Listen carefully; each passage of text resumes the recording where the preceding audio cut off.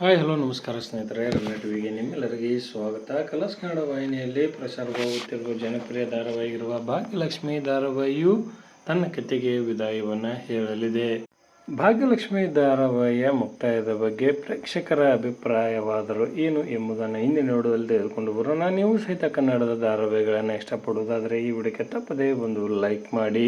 2022ರಲ್ಲಿ October 10ರಂದು ಆರಂಭಗೊಂಡಿದ್ದ Bhagyalakshmi ಧಾರಾವಾಹಿಯು ಬಹಳ ಯಶಸ್ಸನ್ನು ಕಂಡ ಧಾರಾವಾಹಿಯಾಗಿತ್ತು. ಆರಂಭದಲ್ಲಿ ಅಕ್ಕ ತಂಗಿಯರ ಕಥೆಯಾಗಿದ್ದ ಈ ಧಾರಾವಾಹಿಯು ನಂತರ ಬೇರೆ ಬೇರೆಯಾಗಿ ಪ್ರಸಾರವಾಗಿ 2 ಧಾರಾವಾಹಿಗಳು ಸಹಿತ ಯಶಸ್ಸನ್ನು ಕಂಡಿದ್ದವು. 1150ಕ್ಕೂ ಹೆಚ್ಚು ಸಂಚಿಕೆಗಳನ್ನು ಪ್ರಸಾರ ಮಾಡುತ್ತಿರುವ ಭಾಗ್ಯಲಕ್ಷ್ಮಿ ಧಾರಾವಾಹಿಯು ತನ್ನ ಕಥೆಗೆ ವಿದಾಯವನ್ನು ಹೇಳುತ್ತಲಿದೆ. ಆದರೆ ಪ್ರೇಕ್ಷಕರು ಈ ಧಾರಾವಾಹಿಯ ಮುಕ್ತಾಯದ ಬಗ್ಗೆ ಯಾರೂ ಸಹಿತ ಬೇಸರವನ್ನು ವ್ಯಕ್ತಪಡಿಸುತ್ತಿಲ್ಲ.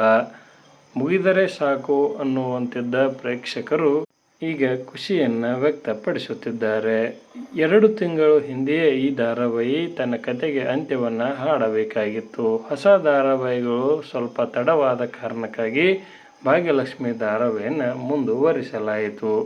ಇತ್ತೀಚಿನ ಸಂಚಿಕೆಗಳಲ್ಲಿ ಏನೂ ಹೊಸತು ಇಲ್ಲದೇ ಇರುವ ಕಾರಣಕ್ಕಾಗಿ ಭಾಗ್ಯಲಕ್ಷ್ಮಿ ಧಾರಾವಾಹಿಯು ಪ್ರೇಕ್ಷಕರಿಗೆ ಬೇಸರವನ್ನುಂಟು ಮಾಡಿದೆ ಎಂದೇ ಹೇಳಬಹುದು. ನಿಮಗೆ ಭಾಗ್ಯಲಕ್ಷ್ಮಿ ಧಾರಾವಾಹಿಯು ಮುಕ್ತಾಯವಾಗುತ್ತಿರುವುದು ಖುಷಿ ಇದೆಯಾ ಅಥವಾ ಬೇಸರವಿದೆಯಾ ಎಂಬುದನ್ನು ಕಮೆಂಟ್ ಬಾಕ್ಸಲ್ಲಿ ತಿಳಿಸಿ. ಧನ್ಯವಾದಗಳು, ನಮಸ್ಕಾರ.